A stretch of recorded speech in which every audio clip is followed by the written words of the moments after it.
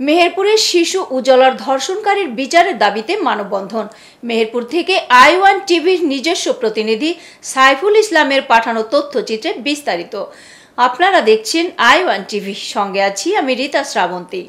ধর্ষণকারীদের রক্ষার স্বার্থে বাদী ও বিবাদী পক্ষে আইনজীবীদের যোগসাজশ মামলাকে ভিন্ন খাতে প্রবাহিত করার অপচেষ্টার বিরুদ্ধে আইনগত ব্যবস্থা এবং মামলার মূল ঘটনাকে ভিন্ন খাতে প্রবাহিত করার জন্য দায়ী আইনজীবীদের সনদ বাতিল ও শিশু উজালার ধর্ষণকারীদের বিচারের দাবিতে মানববন্ধন করেছে প্রতিবাদী ছাত্র জনতা। রবিবার সকাল 10:30টার দিকে মেহেরপুর জেলা প্রশাসক কার্যালয়ের সামনে এই মানববন্ধন অনুষ্ঠিত হয়। ধর্ষণকারী আসামিদের জামিনের প্রতিবাদে আইনজীবীর সনদ বাতিলের দাবিতে প্রতিবাদী ছাত্ররা বক্তব্য রাখেন। তারা বলেন, যারা ধর্ষণকারী এবং যারা জামিন করেছে তারা একই অপরাধে অপরাধী। আগামী 24 ঘন্টার ভিতরে ধর্ষণকারী ও জামিনকারী আইনজীবীদের সনদ বাতিল না করলে পরবর্তীতে তারা কঠোর আন্দোলন করবে বলে হুঁশিয়ারি দেন। ধর্ষকরাই মূলত আমাদের বাংলাদেশের কীট, এবং এই ধর্ষকের সাথে যারা জড়িত এবং যারা তাদেরকে সাহায্য করছে তারাও এই কীট।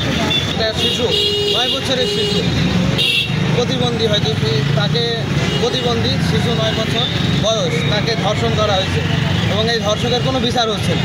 তাই আমরা এই রোদে এখানে দাঁড়িয়ে আছি যে আমরা তার বিচার চাই। এখানে আজকে ছাত্র জনতা এক জায়গায় হয়েছি, আমাদের মেহেরপুর জেলাতে একটা ধর্ষণ হয়েছে, তারপরেও যে এই এদেরকে যে জামিন করায়, ধর্ষককে যে আনার পরেও যে বিচার করার জন্য যে উকিলগুলো যে জামিন করায়, এদের কি কোনো মানুষত্ব বোধ নেই? এরা কি কুকুর নাকি যে ধর্ষকের পক্ষে? ধর্ষক যে করে, ধর্ষকের যে পক্ষ নেই, এরা কিন্তু একই সমান অপরাধী। আমরা চাই এখানে আমরা ছাত্র জনতা মেলায় আমরা চাই যে অনতিবিলম্বে এই উকিলদের লাইসেন্স বাতিল করে 24 ঘন্টা অ্যাডভোকেট কামরুল সহ যারা এখানে জড়িত আছে তাদেরকে অবিলম্বে আইনের আওতায় এনে তাদের লাইসেন্স বাতিল করার জন্য আমরা অনুরোধ করেছি। 24 ঘন্টার মধ্যে এদেরকে আইনের আওতায় এনে লাইসেন্স বাতিল করার জন্য অনুরোধ করতেছি। আমরা এখানে যদি না করেন তাহলে আমরা 24 ঘন্টার ভিতরে আমরা এর মধ্যে বড় কিছু নিব আমরা। এ সময় প্রতিবাদী ছাত্র জনতার মধ্যে উপস্থিত ছিলেন নাসিম, মুন্না, বিপ্লব ও গাফফার সহ প্রতিবাদী ছাত্র জনতা। এতক্ষণ সঙ্গে থাকার জন্য ধন্যবাদ। আই1 টিভির নিয়মিত আপডেট পেতে ভিজিট করুন আমাদের ওয়েবসাইট, ফেসবুক পেজ ও ইউটিউব চ্যানেলে।